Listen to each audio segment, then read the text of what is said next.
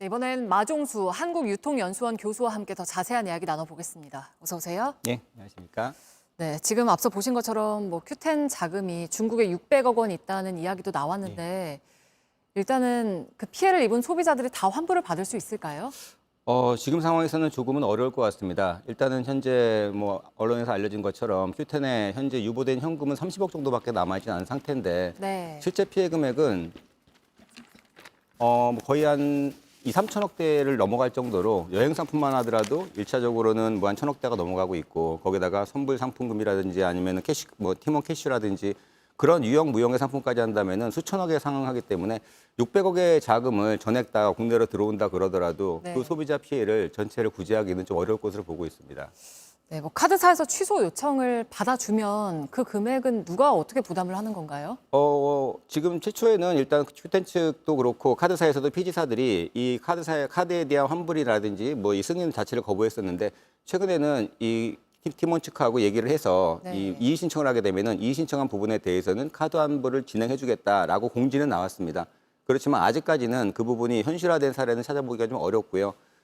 다만 만약에 그 카드가 취소가 된다고 하더라도 그 부분에 대해서는 분명히 다시 한번 피지사라든지 카드사, 팀원 측 철저한 또 이 공방이 좀 벌어질 것 같습니다. 구상권 청구에 대한 공방이 벌어질 것 같기 때문에 쉽사리 그렇게 카드 환불이라든지 고객들에 대한 피해 구조가 쉽게 이루어질 것 같지는 않습니다. 네, 큐텐의 구영배 대표는 나타나지 않고 있고 그리고 앞서서 피해 규모가 많게는 1조 원대로 예상이 된다라는 팀원 직원의 메모가 발견되기도 했어요. 네. 어느 정도 규모일 거라고 예상을 하시나요? 피해 1,700억이라고 나와 있는 얘기들은 지금 대부분 5월 초 중순쯤에 결제된 금액입니다. 네, 사실 정부가 그렇게 예상을 예, 했죠. 팀원이라든지 IMF 같은 경우가 이 대금 결제 주기가 가장 깁니다. 일반적인 그런 전자상거래 업체들이 보통은 일주일 이내에 대금 결제가 되는 반면에 팀원만 하더라도 66일, IMF 같은 경우에는 거의 77일 이후에도 대금을 지급하는 과정이 있기 때문에 실제로는 진짜 큰 피해는 6월분과 7월 그때 정산분이 실제 대금 결제가 나갈 때 그때 미정산이 된다면 어마어마한 파장이 나올 것 같은데요. 네. 6월 달에 특히 강한 프로모션을 걸었기 때문에 팀원 같은 경우만 하더라도 8천억이 넘는 매출이 나왔었고요. 그리고 IMF도 마찬가지로 3천억이 넘게 나왔습니다. 그래서 네. 6월 그 정산분만 하더라도 1조 1,400억 정도로 예상이 되고 있습니다. 그런데 그 부분 자체가 지금 만약에 현재 상태로 계속 간다 그러면은 7월분도 남아있지 않습니까? 7월 중순까지는 정상 영업을 했기 때문에 거기서 또 한 5, 6천억 이상의 또 다른 대금 결제가 남아있기 때문에 실제로는 한 1조가 아니라 1조 5천억까지도 갈 수 있을 정도로 지금 파급 효과가 지금 상당할 것 같습니다. 네, 이걸 어떻게 풀어가야 할지 다들 고민이 많을 네. 것 같은데 앞으로 이런 일이 또 없으려면 그러면 어떤 걸 좀 손봐야 할까요?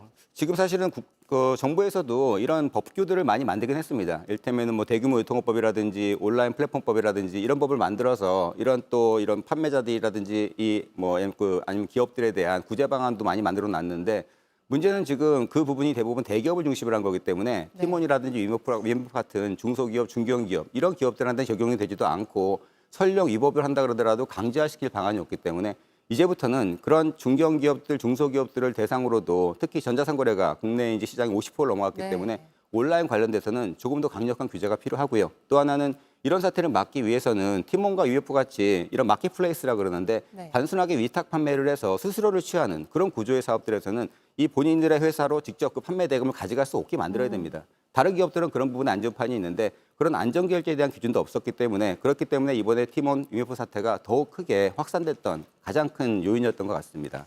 네, 알겠습니다. 오늘 여기까지 듣겠습니다. 마종수 교수와 함께했습니다. 고맙습니다. 네, 감사합니다.